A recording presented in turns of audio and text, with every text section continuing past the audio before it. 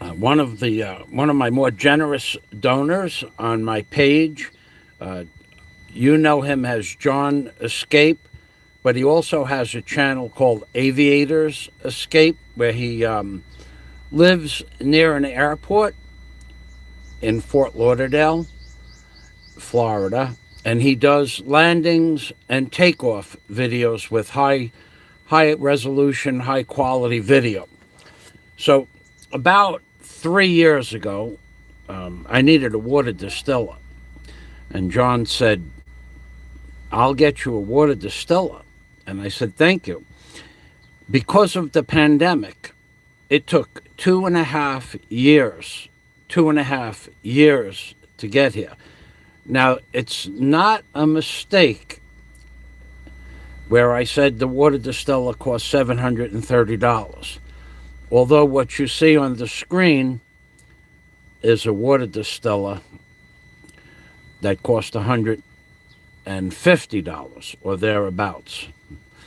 So this water distiller that you see on the screen is we'll just say $150.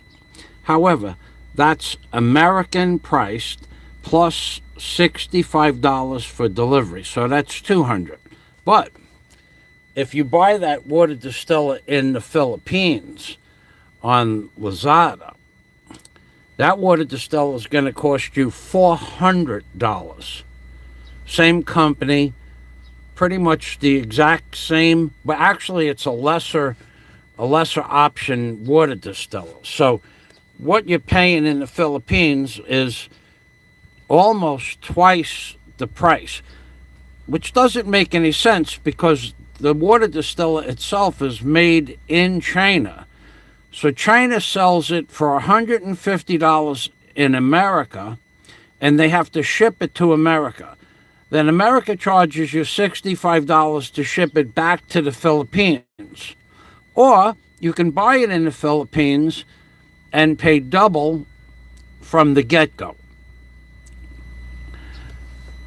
So the $730 price, how did we get to that $730 price? Well, John paid, I would imagine that he paid $150 for the water distiller on Amazon or thereabouts. Then he had to pay $80 for a Balic buy-in box. A Balic buy-in box for $80. So let's say 150 plus 80. You can check my math. It's $230. That was to get the box to Leyte. To get the water distiller from Leyte to Bohol, the post office, now this is true, they wanted $150 for the postal charge only from Leyte to Bohol.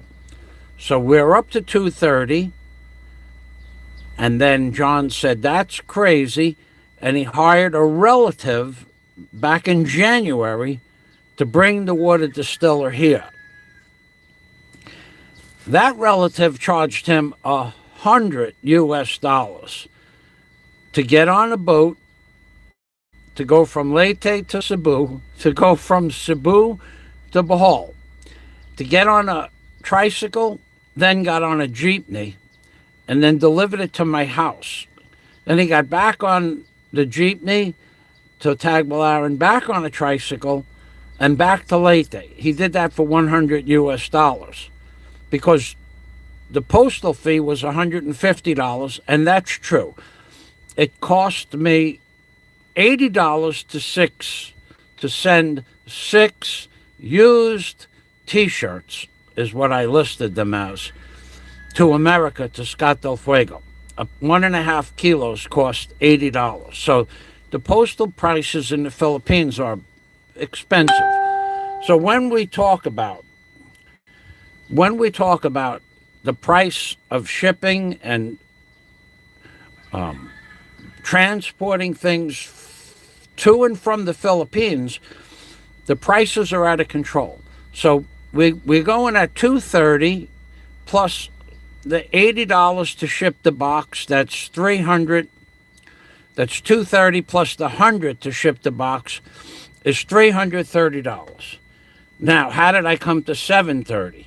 Well, I just added $400 for the time it took John and I to organize this on the phone. We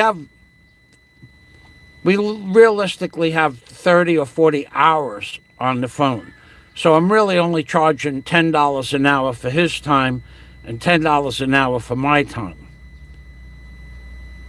To get stuff from America to here for the last 2.5 years is absurdity. It's absurd. To get stuff from here to America, $80 for 6 t-shirts that had a value of $12. They were my t-shirts that I had made up in America and brought them here. And then Scott didn't get t-shirts. He didn't get all the t-shirts I promised him. So I sent him the 6 that I had promised him, and the service fee for 6 t-shirts to America, 1.5 kilos in a bag, was $80. It took a half an hour to fill out the paperwork. They examined the shirts, then they took the label off the shirt to see if it was a designer label. They were just regular jerseys, t-shirts. Then they said, what is the logo on the t-shirt? And I said, the logo is the name of my company. And they said, is that a brand name? And I said, no. I said, does it make a difference? She goes, yes, sir. If it's a brand name, the $80 service fee to ship the t-shirts to America, they would have doubled the price. It would have been $160, but then the value of the t-shirts would have gone up to about $20 per t-shirt. So it would have been $200 US to ship 6 t-shirts to America if they declared at the shipping box office, if they declared it was the name brand with the designer label, it would have been $200 to ship 6 t-shirts, 1.5 kilos to America. These are the real prices in the Philippines, baby. So what have we learned here? We have learned that China ships this item to America and sells it for $144. Amazon charges $65 to send it back to the Philippines.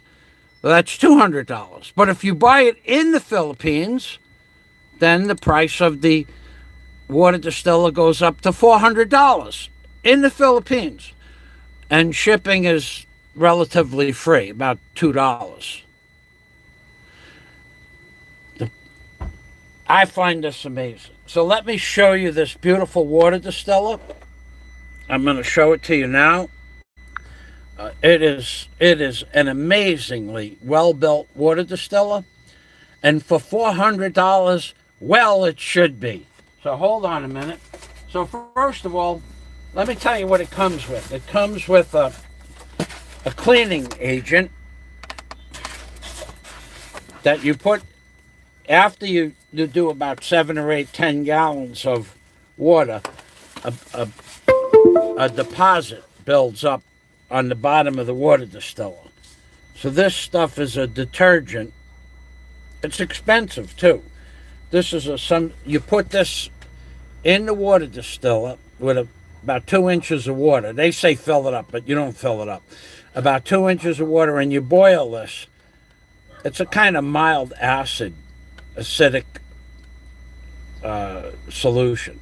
It comes with about 10 ounces of that. It comes with a glass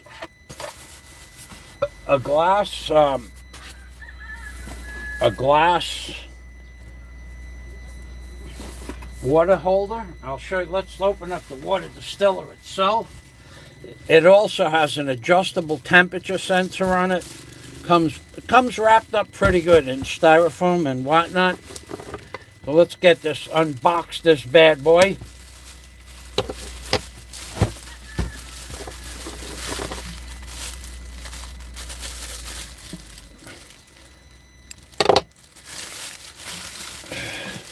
Let's get this unboxed. First, and I forgot to say thank you. I did send John a letter of thank you. Thanks very much.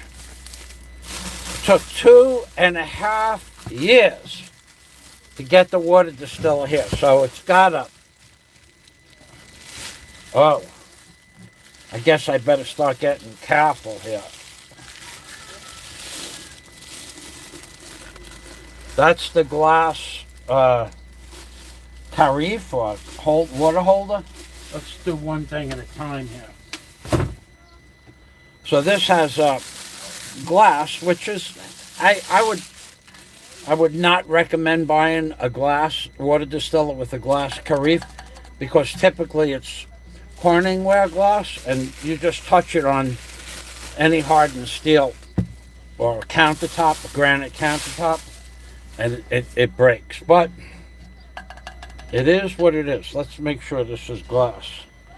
Important glass jug. Note: the metal lid of the glass jug can be screwed off and on clockwise and anti-clockwise. Do not pull or force. Okay, so it's quite the assembly here. So let's take this off. So it's just a quick lock. So this is a glass jug.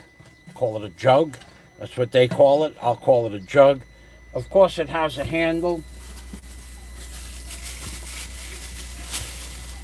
which we can take that right off right now.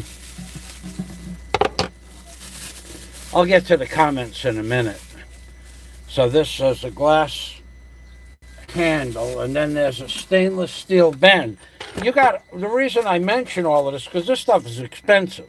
When you have a stainless steel band that you have to assemble separate, that holds the handle to the jug, you're talking about high end, $400.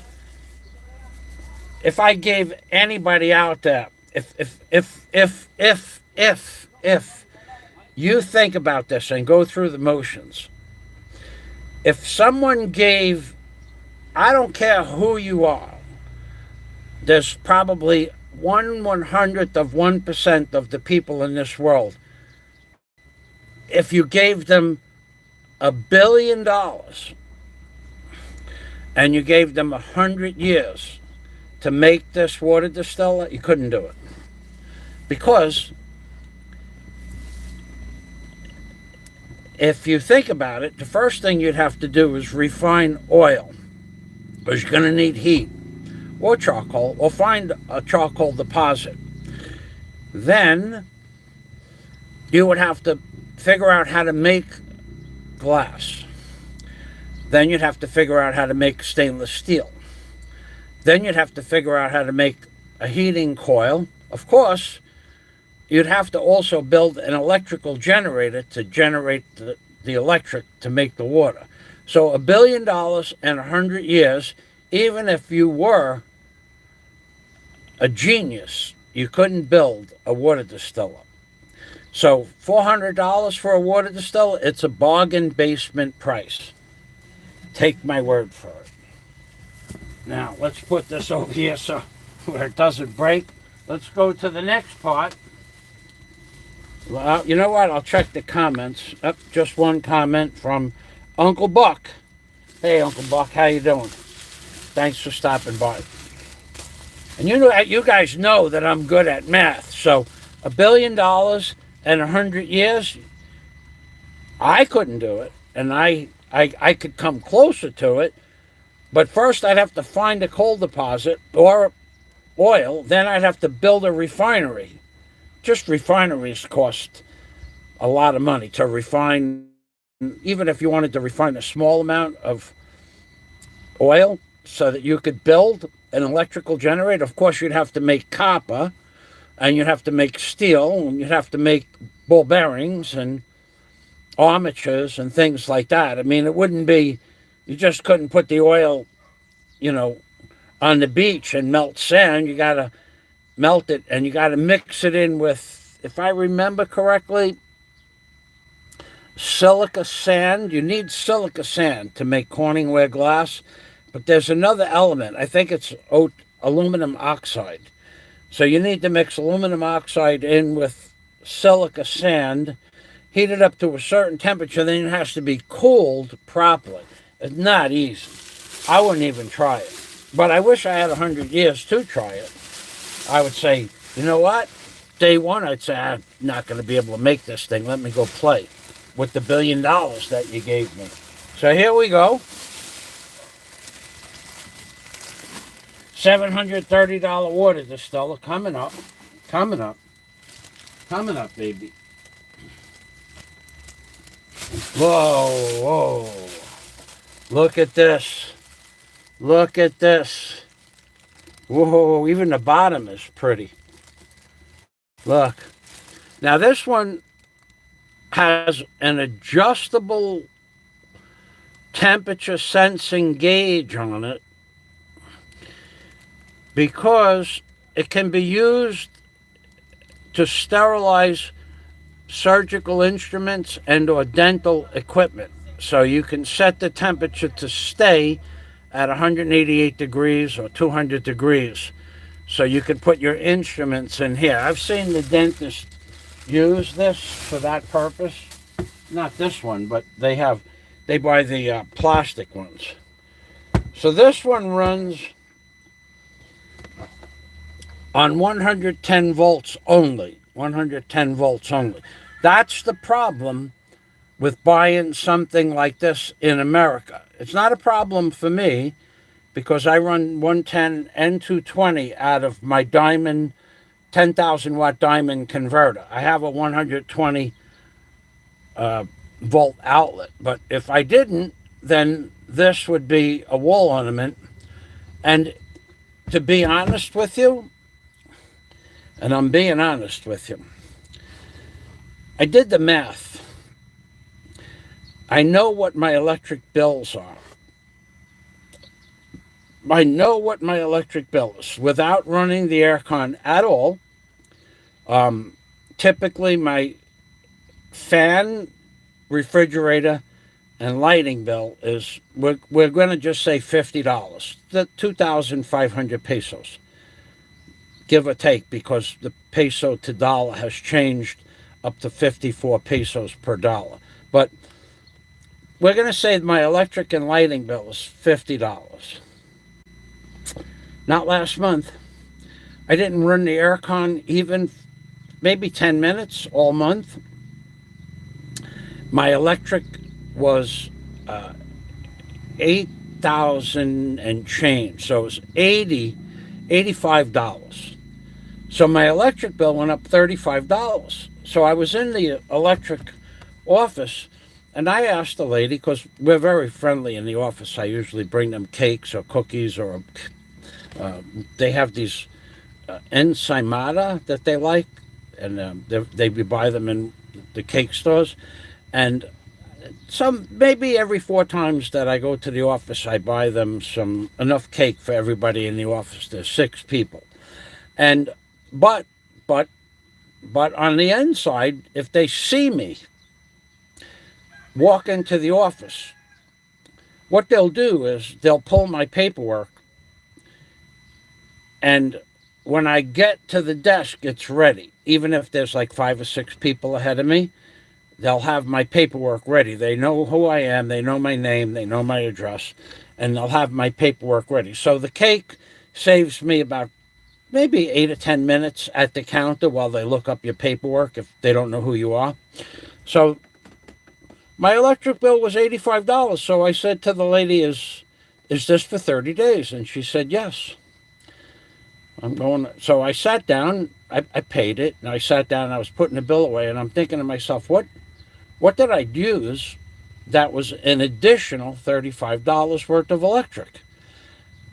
And The only one item that I used that was different, the fan stays on all the time.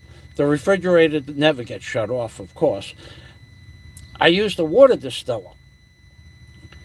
And the price of electric went up so high in the last 3 months that the water distiller made a 70% difference in price. However, I figured I made 30 gallons of water with the water distiller.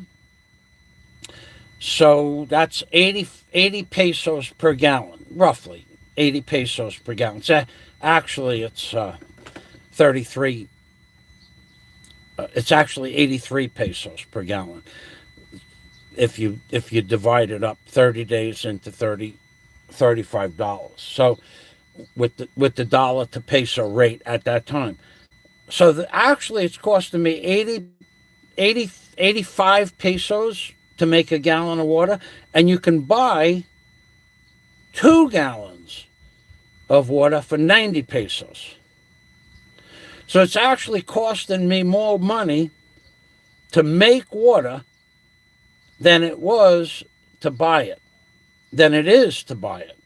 Now, it used to be cheaper to make water, but they raised the price of electric in the Philippines about 40% after the Cyclone Odette.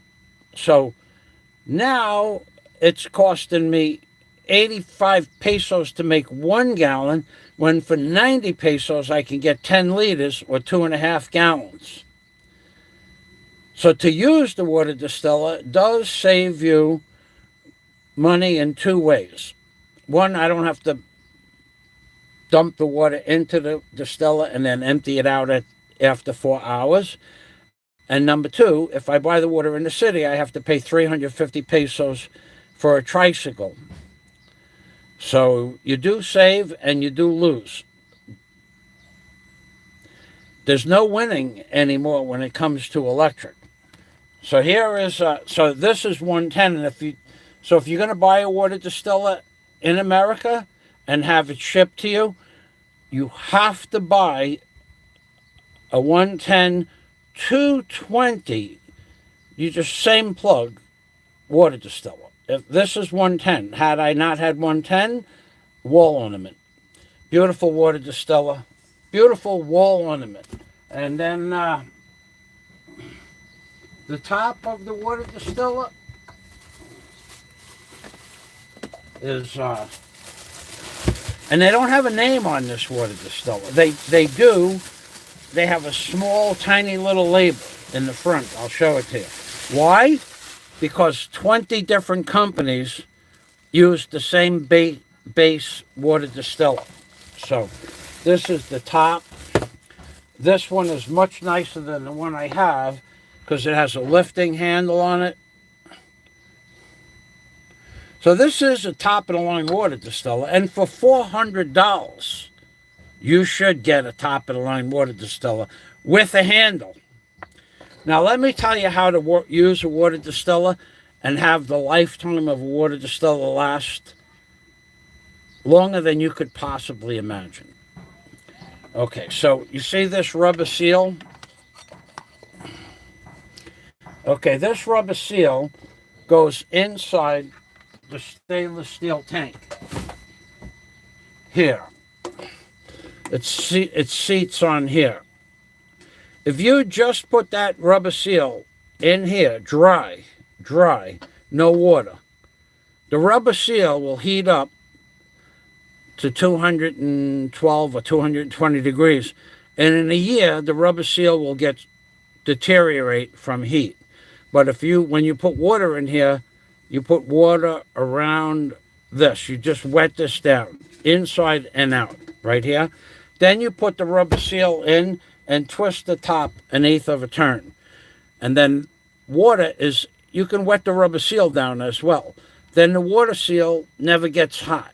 It doesn't get hot like it would if you didn't put water on it. Don't use water on the rubber seal. Throw it away in a year because you can't buy a rubber seal. Use water, 5 years, 6 years, 7 years. It'll last.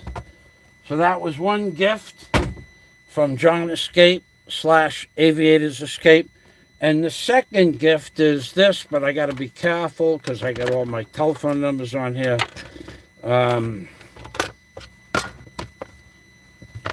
The second gift is a Galaxy 21 phone, a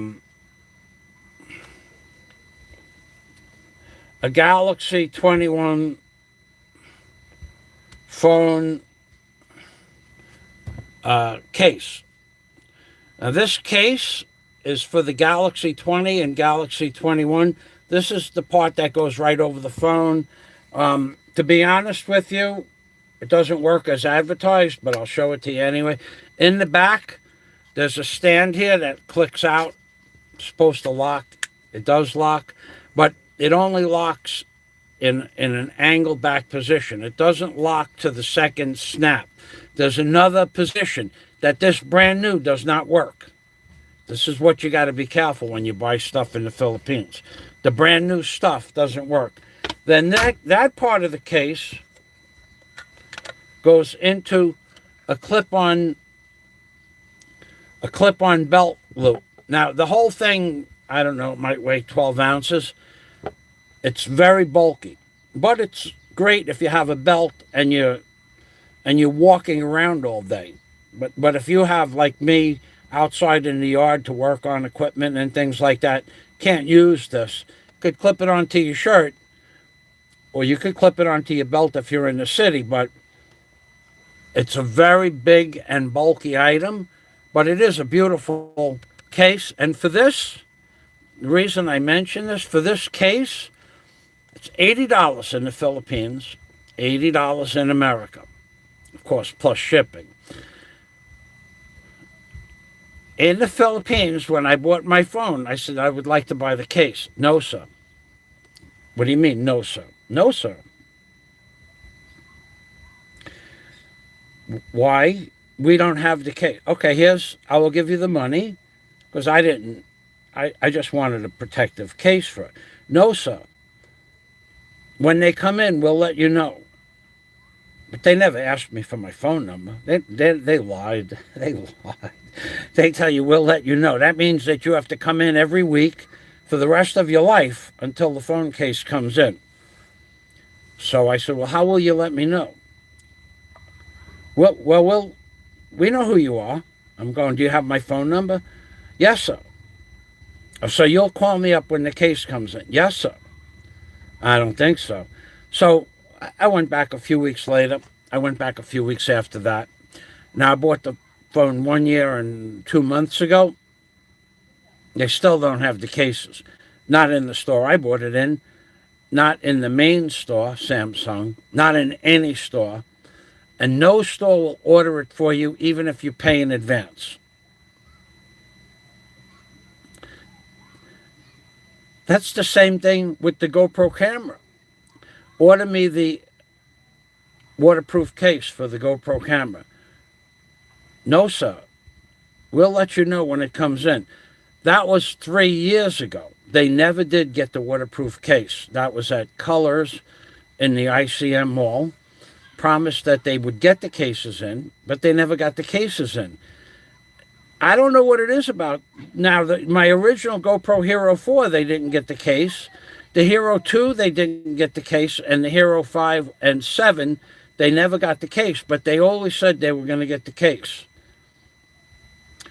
So with the phone, when they didn't get the case after a year, I even went there yesterday afternoon to have the phone updated. There was a problem with the phone, which they fixed for free. That's in the ICM Mall, the Samsung store. They do almost every update and or upgrade of electronics, any electrical complications that you have with the phone. I had a problem Bluetoothing an item to the phone.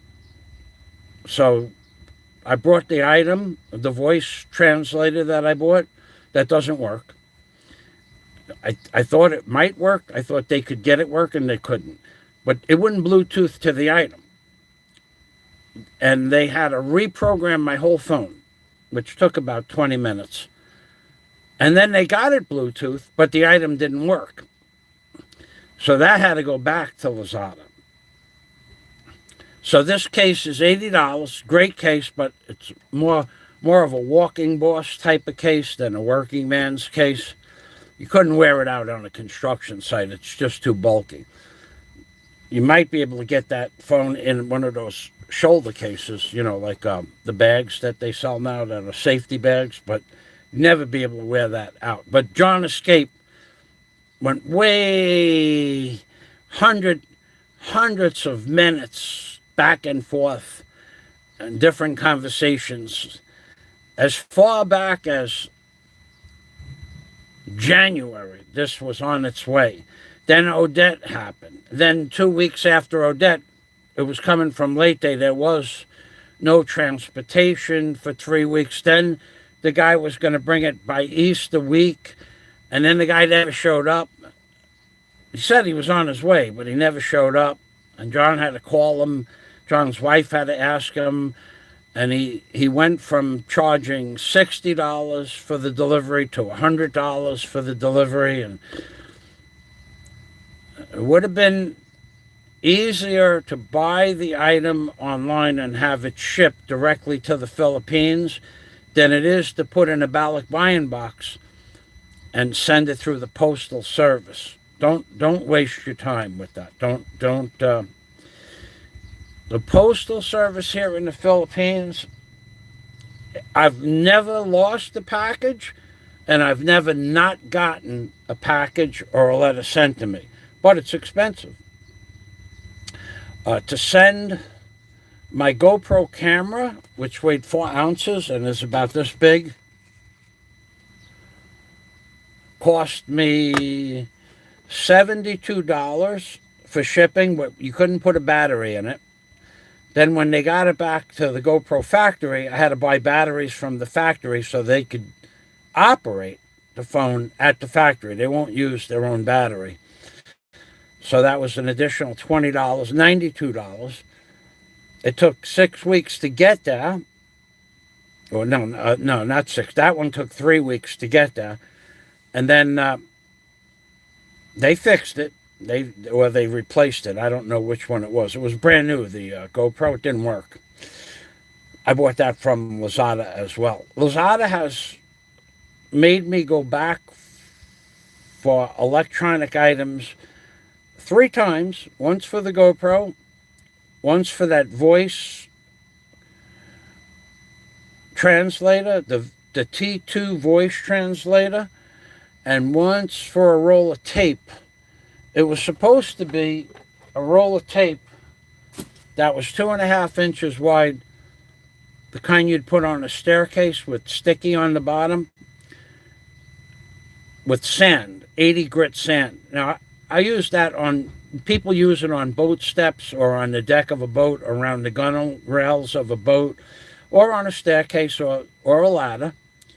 The stuff they sent me was 1 1/8 inch wide and 5 meters. The stuff I bought was 2 1/4 and 15 meters. So they didn't send me what I wanted, even though the description of the item was the same. The item was different, so I had to bring that back. Relatively complex to bring it back. They send you you apply for a return, then you take a picture of the return, then you go to a store a block away from the BQ Mall. But if you're not going to the city for something, that's 5 hours round trip to the city and back from your house, my house. So three trips to return stuff, brand new stuff that just doesn't work or it's not the right item. So ordering from Lazada has been, on a scale of 1 to 10, I would say 2.5, and that's the low end of the scale. Because of the 50 items that I ordered in the last year, I may have gotten 15, and 3 of them had to go back. Lazada is not what it's cracked up to be. It just, and if you're working from a cell phone, impossible. The description on the cell phone for the voice analyzer translator is that it gives you 52 languages. It does not say that it has to be hooked up to Wi-Fi or Bluetooth. It says this item can be hooked up to Wi-Fi or Bluetooth. But I wanted a handheld voice translator that just translates without Bluetooth, without Wi-Fi. That's not what I wanted. Because what if you don't have your phone as a hotspot? What if you're not near a Wi-Fi? What if you don't have a load in your phone? Then the voice translator doesn't work. So now, Scott Del Fuego said, your phone has an app in it. So we'll see if the app works on my phone for voice translation. But in the description of the T2 voice translator in Lazada, it does not say this item must be used with Wi-Fi or Bluetooth. It says this item can be used with Wi-Fi or Bluetooth. So you would think that it could be used independently with no Bluetooth or Wi-Fi, but that's not true. You have to have one or the other. And that was disturbing because it's false advertisement. It's not the reality of the situation. So as far as Lazada is concerned, I'm not happy at all about Lazada shipping. Not only that, but the voice translator was supposed to come. They always tell you 3 to 5 business days. It's 10 to 15 business days. Then they tell you that your voice translator is on its way. It will arrive on June 21st. But it didn't come June 21st. Then on June 21st at 5 o'clock at night, it said, sorry, sir, we had a delay in our delivery. Your voice translator will come on June 23rd, between the hours of 8 a.m. and 10 p.m. Well, I had something to do that day, so I had to leave. And sure enough, it came at 2 p.m. that afternoon. So they had to come back the next day. They are not proficient at their scheduling for deliveries, nor are they accurate as to what day it's going to come. I'm not happy about Lazada. So I'll check to see if there are any comments, and if there aren't any comments, I'm done. This is an amazing place, the Philippines, when it comes to shipping, receiving. To send a mail, any mail, piece of paper. Here's a piece of paper right here. Here, see that piece of paper? To send that tissue that I wipe my glasses with to America in an envelope. It's something like $35 or $40 for an envelope.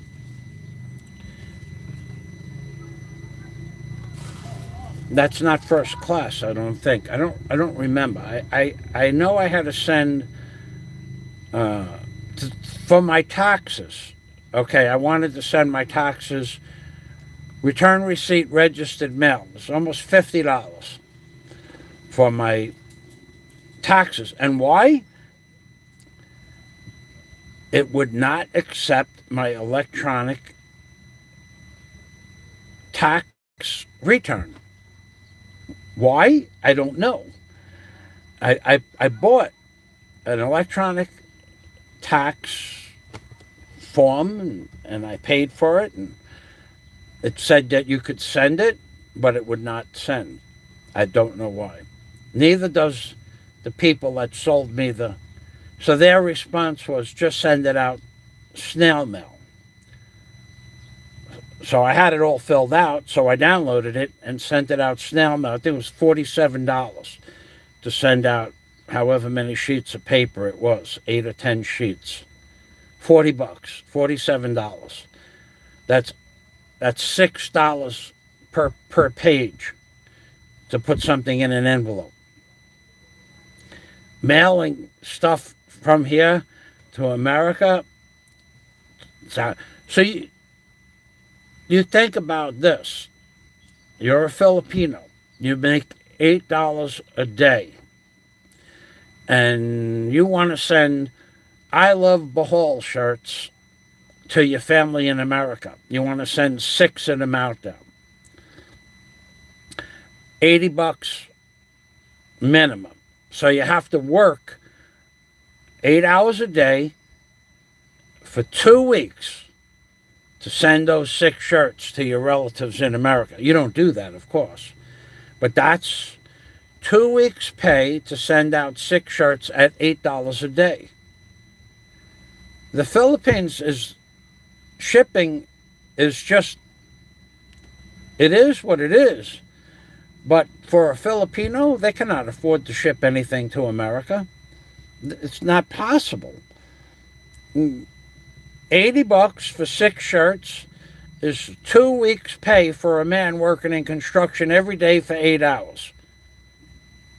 So compare that to American wages. If you made $100 a day, that would cost you $500 for this week and $500 for next week. And that would be $1,000 to ship out 8 shirts if it was American wages and American pay scale. Now, I want to clear something up. 3,500 pesos is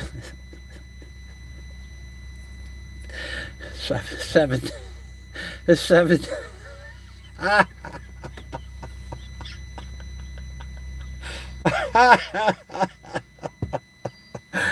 Oh God, 3,500 pesos is $7,000+, give or take, depending on the dollar to peso. It's not.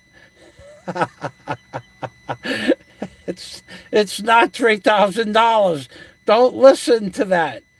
It's not.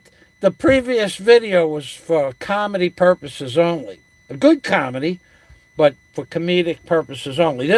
That will show you, I call it signs of life, or I call it mantis math. I call it mantis math. True or false? 3,500 pesos is $3,000. True or false? Oh my God. When I don't normally take sound bites from other people's videos, but when someone is declaring that I know how much 350,000 pesos is. I know how much 350. It's $3,000. Not exactly, but they declared it several more times. So I had to. I had to do it, man. I just had to do it. Normally I wouldn't do that, but when somebody declares, I know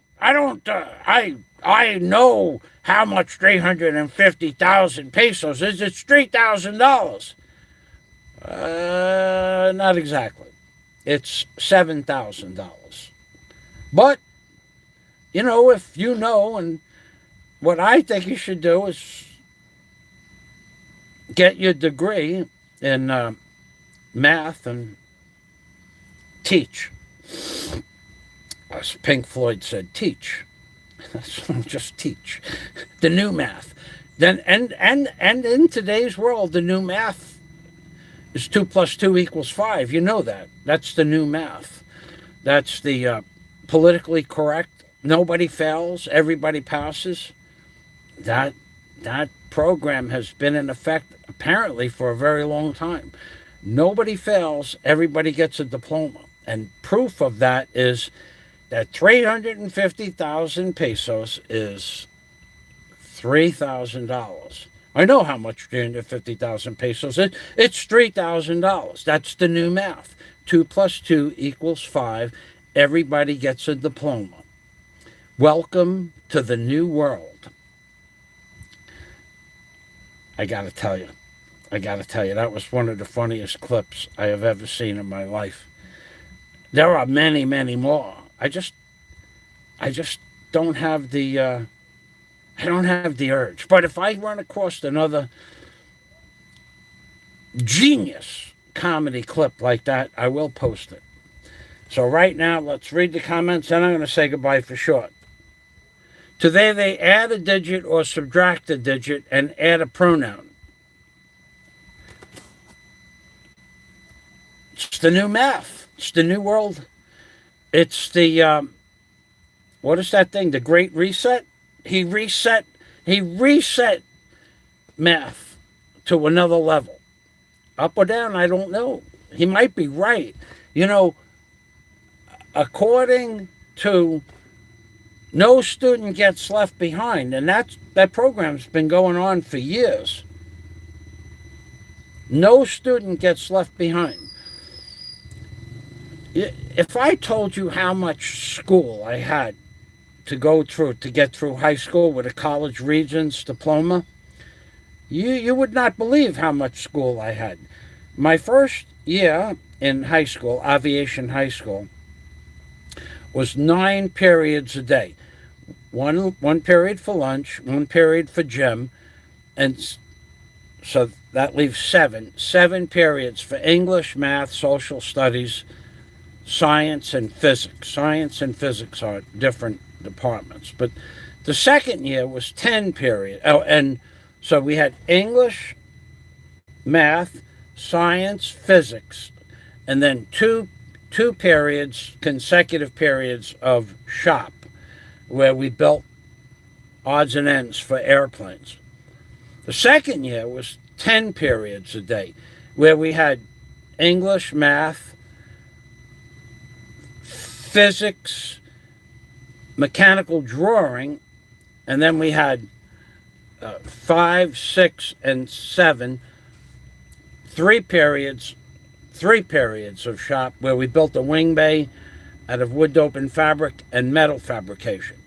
The third year was 11 periods a day mandatory of physics, 3-dimensional mechanical drawing, what we call exploded views, what you would call an exploded view of aircraft architectural engineering and design, science or physics. You had a choice in the fourth year.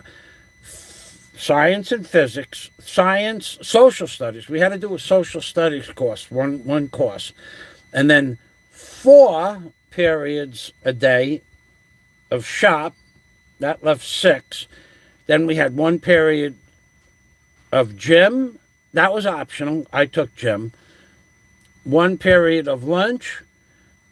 And then we had 3 more periods that you had a choice. You could take, you could have went into the CAP, Civil Air Patrol, for COP, they call it CAP, to learn how to fly, or you could take some sort of advanced technology. If you wanted to hone up on your welding skills or electric skills, you could have an optional course. So that would have been 9 periods. And then there was other options. I actually forgot what the other options were, but you had to take 11 periods of school a day. So I got there at 10 minutes to 8, and I left at 5 o'clock at night. It was 8 hours, a little over 8 hours a day. That was mandatory if you wanted to get your college regents diploma. And I got that. So that was a big deal then. But you had to know the subject. Oh, and to get through aviation high school, to get your airframe and power plant jet mechanics license, you had to maintain in shop for 4 years a minimum of a 70 in every shop. Now, my shop classes were all 75 to 95, 93, 92, like that. But But if you just missed one shop class, then you had the opportunity to make that up in the summer or after school. So I received my power plant license upon graduation. Then I went back for 6 more months to the extended 12th course, but first I went to the Academy of Aeronautics for aircraft architectural blueprint and drawing.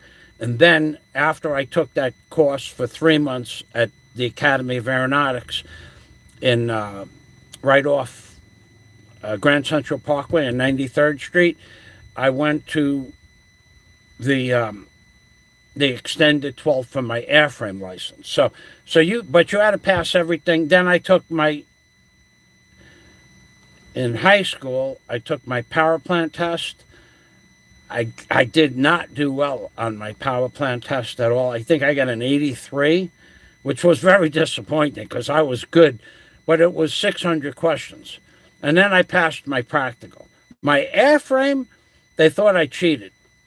I got a 93, got the highest mark in the entire class with one other friend of mine who went that day, and he got a 93, Matthew Nebriga. He got a 93. We both got 93s. In the FAA office at Kennedy Airport, in the FAA headquarters, in a testing room, we had different tests. We were separated by I don't know how many chairs. There were a bunch of students, and we both got a 93, and they thought we cheated. They had a review. I don't know, but we got different questions wrong, but we both got a 93. So for some reason, they wanted to check. They did check before we left. So I got my airframe and power plant license. But to get those licenses, you also had to pass all of your academic classes with a minimum of a 70. Or you could make them up if you didn't get a 70, but I never failed the class in high school. And math was not my favorite subject, but I was okay at it. I had a problem with calculus. I don't know why. Algebra and geometry was a snap to do algebra and geometry, but calculus, I just didn't like that. I passed it, but I didn't like it. And it wasn't fun. To me, it wasn't fun. Algebra was fun, which, of course, algebra proves that the Earth is flat, by the way. And there's no doubt about that. Algebra proves the Earth is flat. Because if you're on a train headed in this direction at 100 miles an hour, and the Earth is spinning in this direction at 1,000 miles an hour, which it's not, you would theoretically be going 1,100 miles an hour in this direction. However, that's the train plus the motion to the ground speed. So it's the train plus the ground speed equals how fast you're going. If you're in the train and the train's moving 100 miles an hour and you're moving 10 miles an hour, you're moving at 110 miles an hour. Simple algebra.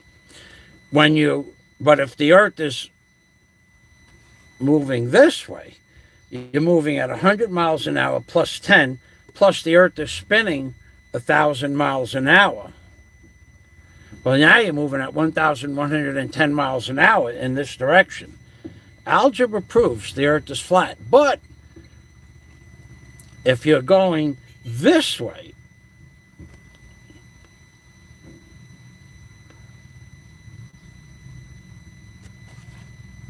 if the Earth is spinning this way, and you're on the Earth 1,110 miles an hour, that's how much you're traveling. But if the Earth is spinning in the opposite direction at 1,000 miles an hour, and you're going 100 miles an hour plus 10, you have to take 110 off for 1,000. Now you're moving 890 miles in reverse. You're actually going backwards. you'll never reach your destination at 500 miles an hour. It's as simple as that. Simple math proves that the Earth is flat and stationary. Because if you take off, and every pilot knows this, every pilot knows, if you take off against the rotation of the Earth and you're going 500 miles an hour,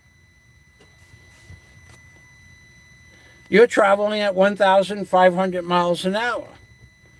But if you're going with the rotation of the Earth at 1,000 miles an hour and you're traveling 500 miles an hour, you're losing 500 miles an hour. The only way you could get to your destination is to wait for the Earth to come around from your tail, from your rear end. That's the truth. Every pilot knows this. Every warship, every captain of every warship, every captain of every aircraft carrier, every pilot, every helicopter pilot, everybody knows the Earth is stationary. What is called the orbit of the Earth at 1,000 miles per hour, if that was true, and it's not, then if you shoot a cannonball straight up in the air, it should land, and it takes 1 hour for the cannonball to get down to Earth. It should be 1,000 miles away from where you shoot it up. But it's not. You can shoot a cannonball up in the air with no air, no wind, no mass, no interference from friction from the atmosphere. You can shoot a cannonball straight up, perfectly vertical, and it may very well land back inside the cannon. Probably land a few feet on either side. And they say, well, they have all kinds of reasons for that, but none of it makes any sense. And the way to prove that is when a battleship shoots a charge at an island 20 miles away, and the island is at a 90-degree angle to the so-called motion of the Earth, they don't compensate for the Earth's rotation. Snipers that shoot from a mile away do not compensate for the Earth's rotation. Otherwise, you'd have to compensate. It would be impossible. And the Navy, the Air Force, the Marines, the pilots, the captains of ships, they don't take that into account at all. Nor, when you're building a railroad, do you take into account the curvature of the Earth for extra rail. Of course, theoretically, the Earth's going to go up and down, but the curvature of the Earth over thousands of miles will add miles of railroad tracks. Nope, they don't do that because they know the Earth is flat. That's the truth. I think they call it the CORIOLIS effect. I forgot the name of the effect for the Earth's rotation, but cannonballs, projectiles from war battleships, no compensation for the rotation of the Earth at all, because there is no rotation of the Earth at all. Let me check the comments. Like going up and down an escalator, Dennis says. It's the same exact concept. The same exact concept. If you're going up an escalator and the escalator is going up with you, you will arrive. If the escalator is moving at 10 miles an hour up and you're moving at 5 miles an hour on the escalator, you'll arrive at the top at 15 miles per hour. But if you're at the top and the escalator is going up 10 miles an hour and you're going down 5 miles an hour, you'll never get to the bottom. It's not possible. People think that this is some sort of complex thing. I think it's the CORIOLIS, and it's I forget that name. I forget that name. I could look it up, though. I'm pretty good with stuff like that. No, I can't look it up because I don't have my... I don't think I have my... Hold on a minute. I'll look it up.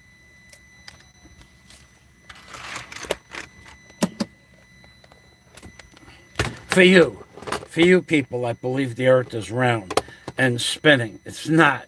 So let's go over here to Google and the rotation, ROTATION, of Earth,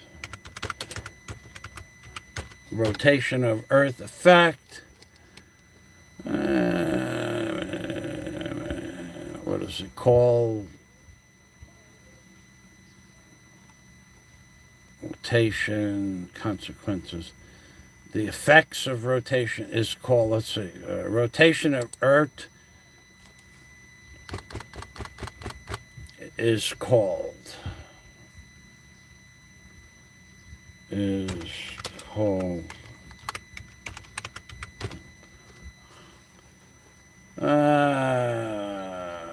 compensating. Boy, they don't want to put this in Google. They don't want to put that name in here. What is the rotation of the Earth relative to the fixed stars? They're all fixed, by the way. The Coriolis effect, let's just see if we can find it. C-O-R...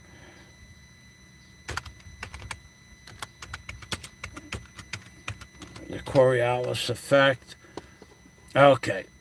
C, Coriolis effect. Gives you the name of a band in England.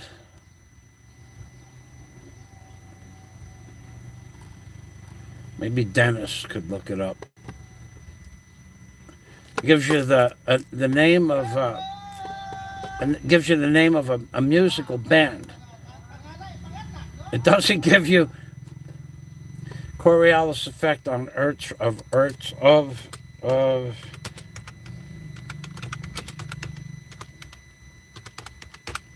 Coriolis effect of Earth's rotation.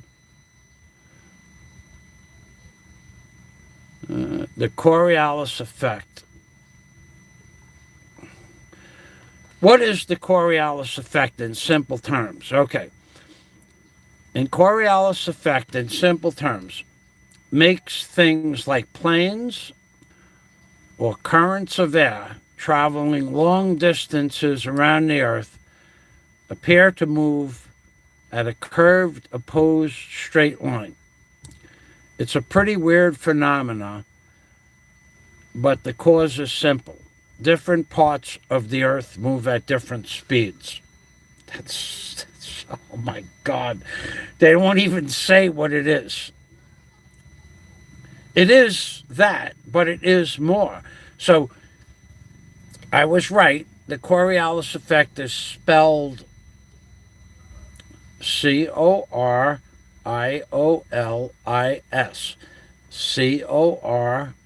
Coriolis. So theoretically, if a battleship shoots a shell and the Earth is rotating at 1,000 miles an hour, and the shell takes 1 minute to get to its target, then the shell will miss by 1/60th of 1,000 miles. So you would have to compensate for the Earth's rotation, and they don't. They project the cannon up at a certain angle, the trajectory, and they don't compensate for Earth's rotation. Not only that, but that would be a 90-degree angle to the Earth's rotation. If you were going against the Earth's rotation, then the shell would land 1 minute or 1/60th of 1,000 miles on the far side of where you aimed, and if you were going with it, it would be the opposite. There is no rotation of the Earth. You can believe whatever it is that you want. Nobody has ever proved that the Coriolis effect is real. Snipers don't compensate when they shoot a bullet a mile. Battleships don't compensate when they shoot a shell 18 miles. Airplanes don't compensate when they take off against the rotation or with the rotation or sideways to the rotation. No engineer compensates for the curvature of the Earth when they're building a railroad for extra track. And, of course, we have water, which is called seeking its own level. At all times, liquid seeks its own level. That's why they call it sea level, because it's level.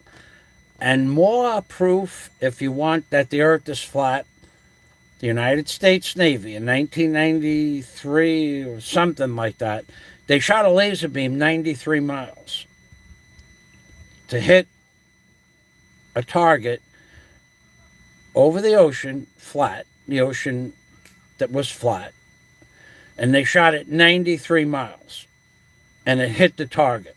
It wasn't a death ray, but it was a laser beam. Had the Earth been curved, then the ocean would have been miles. The target would have been miles down. So their response to the Navy when they posted that is that somehow light that does not bend when you shoot a laser beam, somehow light decided to change its properties and follow the curvature of the ocean, which should have been several miles. So the light, instead of going in a straight line across the ocean and hit the battleship, and it did, it decided to follow the curvature of the Earth. On its own, it knew how much curvature there was, and the light followed, 10 feet above the water, the height of the water, all the way 93 miles. Light is so smart. It's like that. It's like Mantis math. It knows how to do these things. You people are really funny. You can't get anybody in the whole world to prove that the Earth spins. There's no way to prove it. No way to prove it. Never been proven. Not only that, I don't know why, but pilots know it, and they won't. If they will not talk about it. You will not get a pilot, a commercial pilot that's on an aircraft. They know damn well. They know damn well that the Earth does not rotate. Otherwise, they would have to compensate for 1,000 miles per hour of rotation. Theoretically, a helicopter could just go straight up in the air 1,000 feet and wait an hour and be 1,000 miles away as the Earth rotates. There is no movement. The Earth is fixed and stationary, as are the stars. Okay, so let's go back to the comments. Hey, LaRue. Thank you very much for stopping by. Good morning to you as well.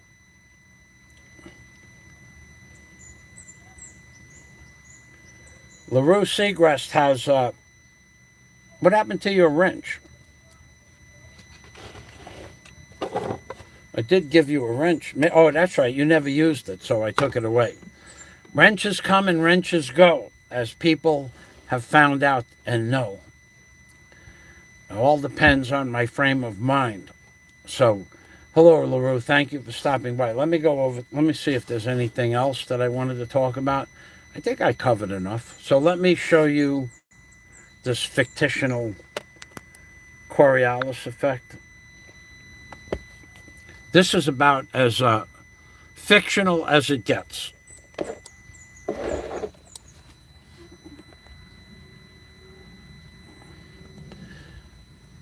Anyway, this is the Coriolis effect. Go ahead, look it up, and then prove it exists. They even they even have people on Google saying it exists. It doesn't exist. You people have been tricked for the last 500 years. Why, I won't tell you, but believe me, it's one of the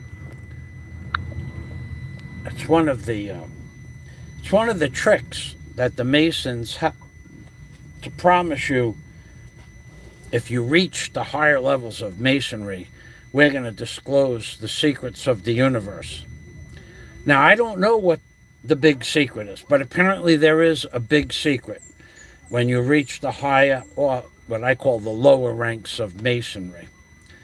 Because the higher you go, the less human you become, in my opinion. And as you go up higher, you are given little pieces of information about the real truth, the way the universe and the earth works, and life in general. And I think their great secret, I think the great secret is part of like a group of 3 or 4 great secrets. Like, one, the earth is flat. 2, something, but not human, controls this world and always has controlled this world, not for millions, but billions of years. And that all of history is pretty much fiction. And proof of that is off the coast of Japan, off the coast of Cuba. There are cities that have been submerged. The one off Cuba, 17,000 years, was a city that they know was submerged for 17,000 years. I think off the coast of Japan, they have one, I don't know how many thousands of years old it is. The Sphinx, that's supposed to guard the Great Pyramid, has been dated at 29,000 years old. Some of the runes in Iraq from previous civilizations are 50,000 years old. And if that's the case, and the Masons use the King James Bible as the Word of God, well, then is it the Word of God? Because according to God, the earth is 6,000 years old and was created in 7 days.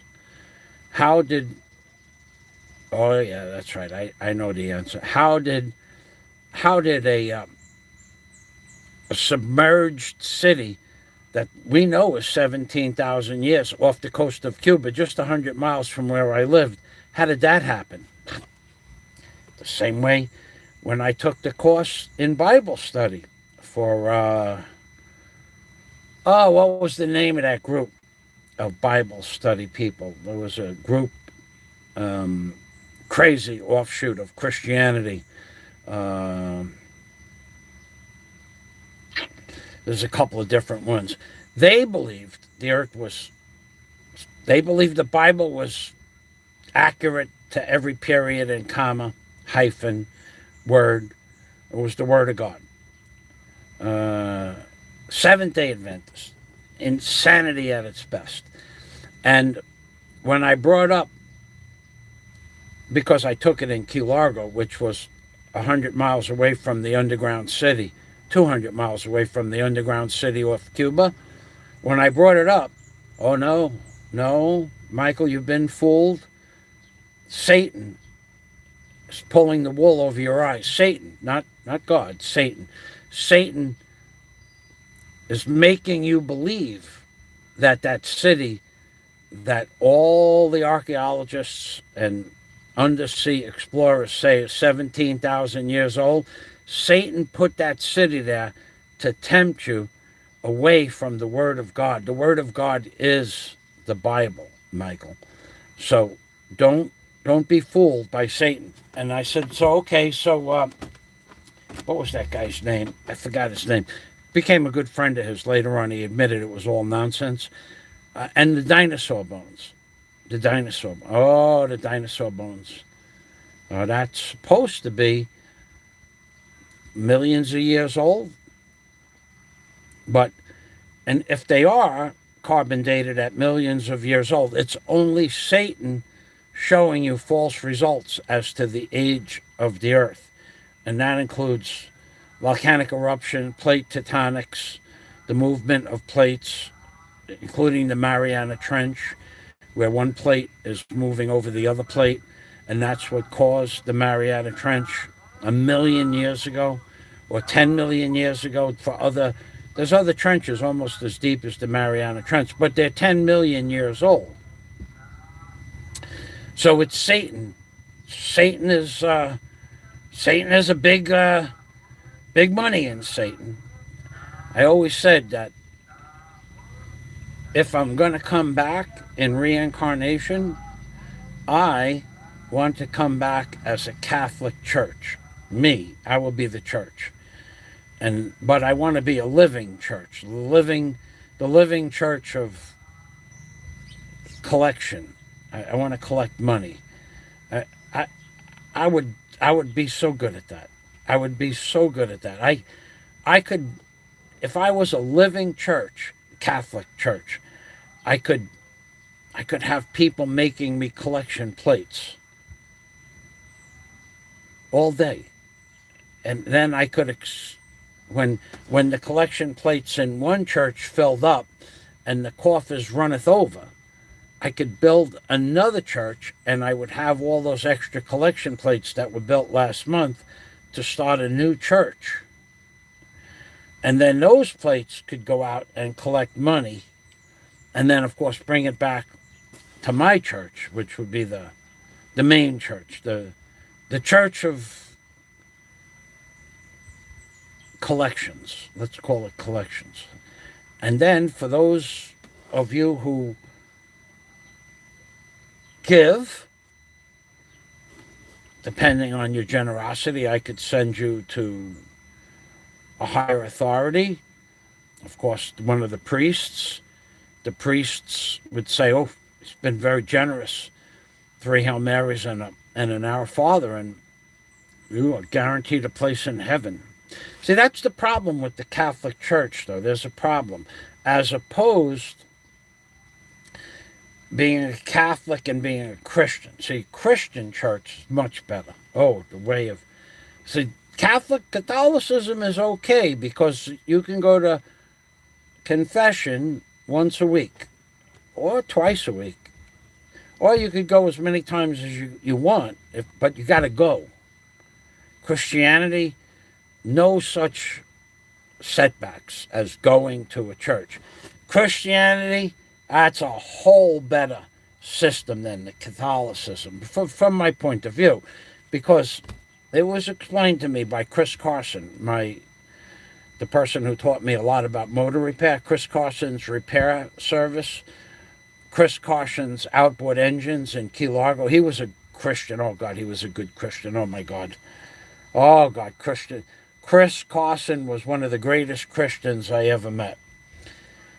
Chris Carson would go out and order McDonald's or Burger King, or we had a Wendy's, and they would put that food on the table and they'd pray 6-7 minutes. In Chris Carson's Marine service in the shop, the wife, the boys, the daughter, me, Josh, we'd have to wait 6 or 7 minutes after the food arrived for Chris and Sheila to say prayers over the food, thanking the Lord. But this is why Christianity is so much better than Catholicism, because if you commit a sin, and we are all sinners, praise the Lord.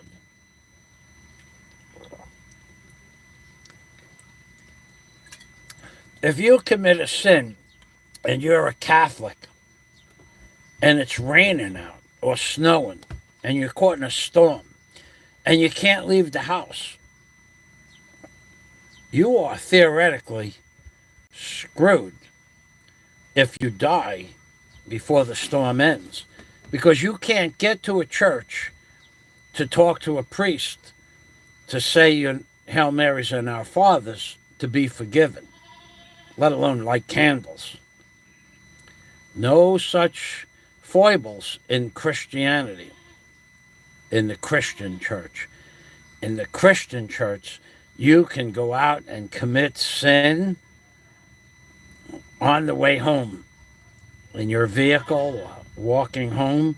You can ask God for forgiveness, and He will forgive you because you asked Him.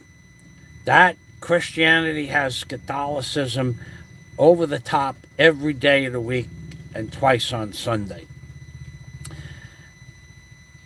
And believe me when I tell you, Chris Carson's Marine Service used to use that application on a regular basis.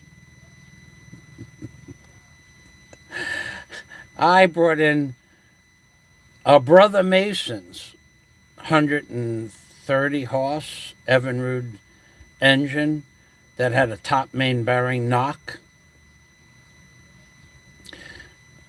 Chris and I started up the motor, and it was on about 5 seconds. We put the earmuff, we put the rabbit ears on the motor and put water to it. And Jim, the guy's name was Jim, my brother Mason, Jim, put the rabbit ears on there and started it up. It was on about, 15 seconds. And Chris said, shut it off. There was a knock. And then he said, take this engine upstairs.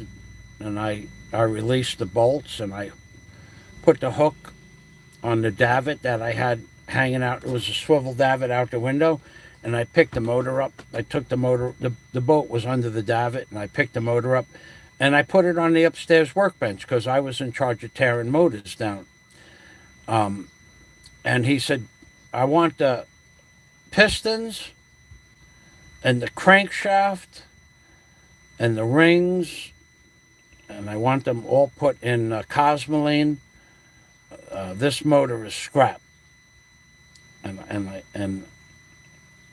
I didn't know. At that time, I wasn't much of a mechanic. I was just basically tearing engines down. So I took the pistons and the rings and the crankshaft out, and I put each piston and the connecting rods and the bearings all in packages, little wax paper with cosmoline on it. And he said to save it because they weren't bad, but we were gonna put new in.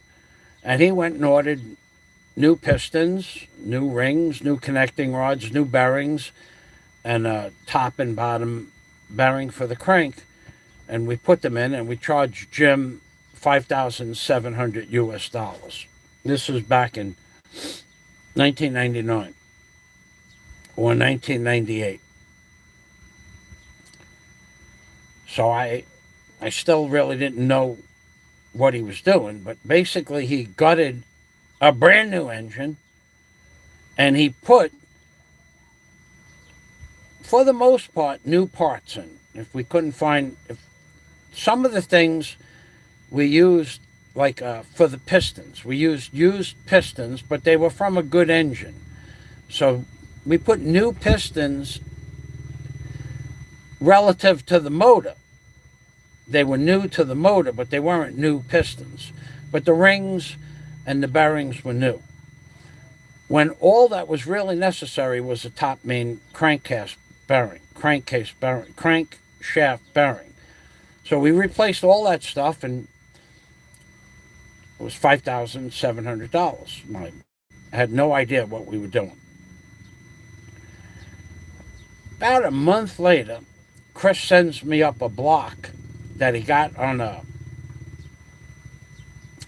there was a guy that used to scrap aluminum engines. He'd bring engines from South Carolina, North Carolina, Virginia. He used to go up and down the East Coast with a trailer and the West Coast and bring back scrap engines. He brings back a scrap engine with a blown blown pistons, whatever was blown in the engine. Chris says, bust this engine down. It was 130 horse Evinrude. He's break this engine down, throw the parts out, scrap everything in the engine.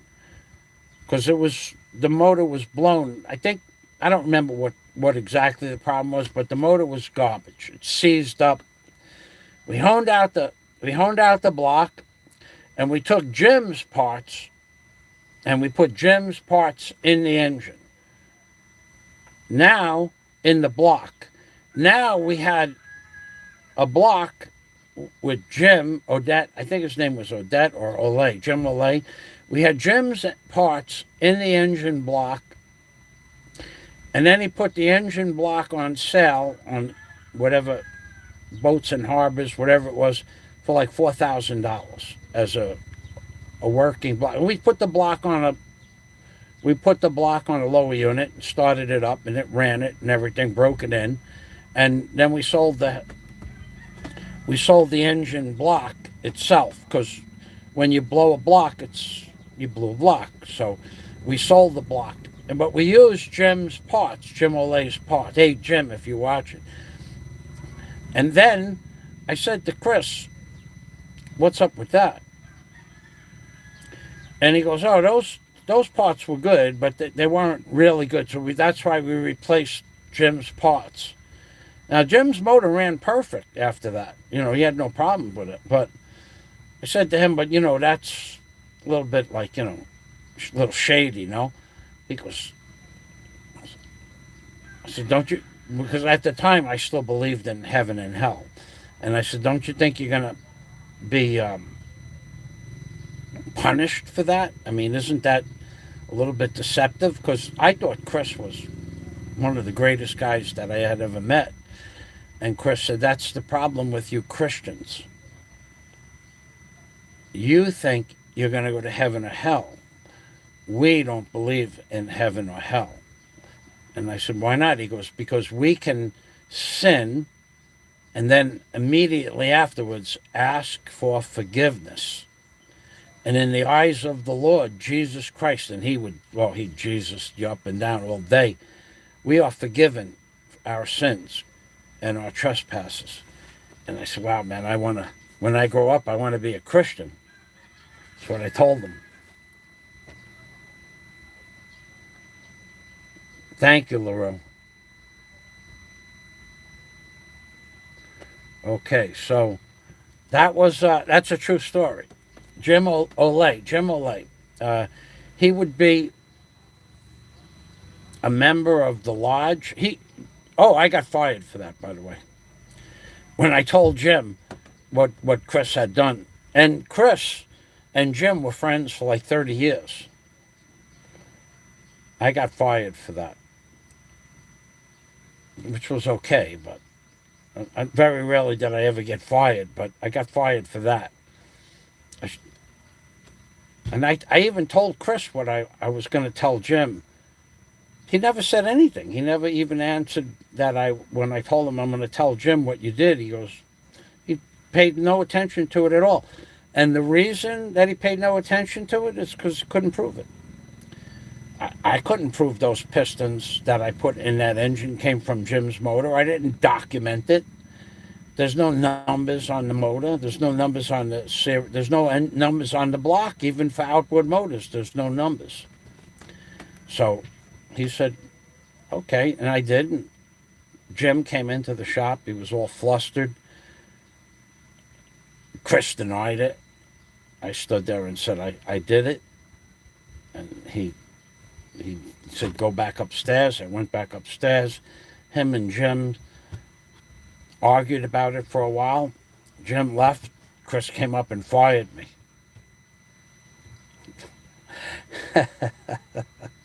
Like I cared. Anyway, that was the true story. The earth is flat. There is no rotation.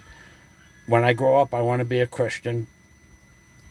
And when I'm reincarnated, I want to come back as a church. I want to come back as a church that collects money. And then I want to come back as a Catholic church, because there's a lot more Catholics than Christians. So they collect a lot more money. and they expand like you wouldn't believe. In the Philippines, after Cyclone Odette, 90% of all the businesses in the Philippines died. Everywhere there was a church, it expanded. Back, up, left, right, sideways, the property next door, everywhere. Power of prayer, baby. We need more space to pray to Jesus.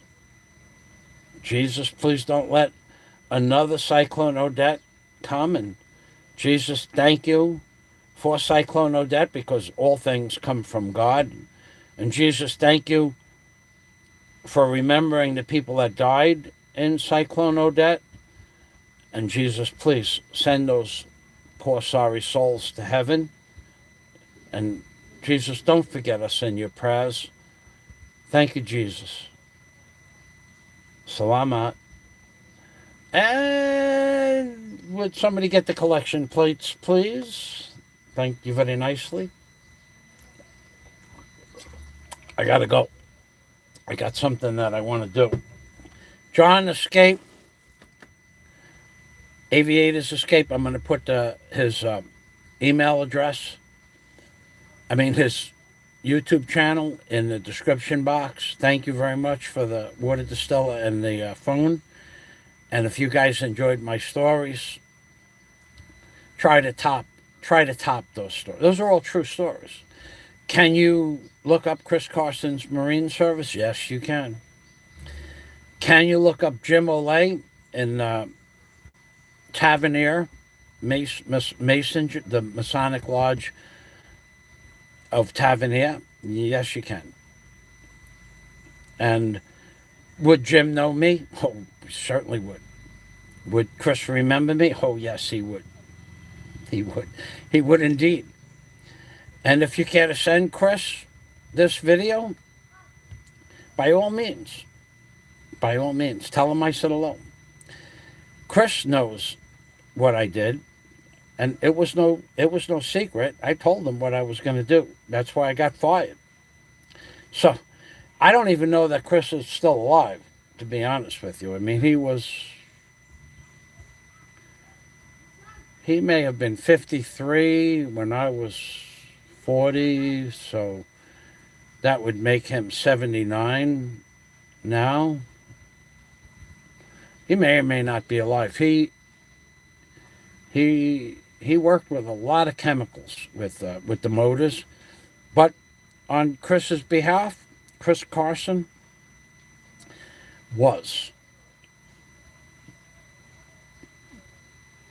From all the people that I have met since I was born, Chris Carson was the best outboard motor mechanic for sure, absolutely, and maybe one of the best mechanics I ever met in my entire life. He could fix anything. He knew how to fix everything. He could make something work that anybody else, and he had a shop to do that. So on Chris's behalf, he could repair or fix anything. It didn't matter. If the part didn't exist, he had the equipment, the milling machines, the lathes, the operation to be able to make it. And I know where Chris is. If he did pass away, God rest his soul, he's in heaven with Jesus. That's a fact. Because I know darn well Chris asked Jesus for forgiveness just before he passed, if he passed. Hey, Chris, how you doing? I gotta go. Bye-bye, LaRue. Thank you. 8 likes. Wait. Oh, I forgot to give a like. Now done. 8 likes. Let's see. I don't even check that stuff, LaRue, but I'm gonna check. Let's see. I don't get a lot of likes because people don't like my stories, and I don't care whether they like my stories or not. Let's take a look. Channel content.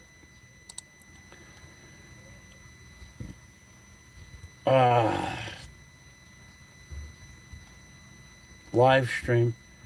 Where is this live stream?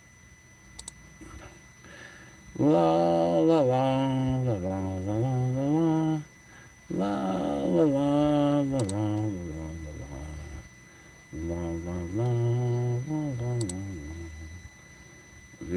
video says live. I don't know how to get there. I gotta go to my home channel. La la la la la la la la la. I love singing after I tell a good story. La la la la la. I told you many true stories today. I told you many true stories today. I told you many true stories today. That cracked me up. 7 likes. Only 7 likes, 9 watching. Chris Carson. Boy, I'll be able to fill that description box up if I was to do that, but I'm not going to do that. I got something else I want to do over there. Right there. Adios. Thanks for watching. Thanks for listening. And remember, when it comes to math, that previous video that I uploaded, 350,000 pesos is $3,000, according to the new math, the new world math. 2 plus 2 equals 5, baby. I'm Bing Permy from the Philippines. Thanks for stopping by, LaRue. Dennis, Uncle Buck, thanks for the comments. Bye-bye for now. You're welcome, says LaRue. Dennis, thank you always. Talk to you later. Bye-bye for now.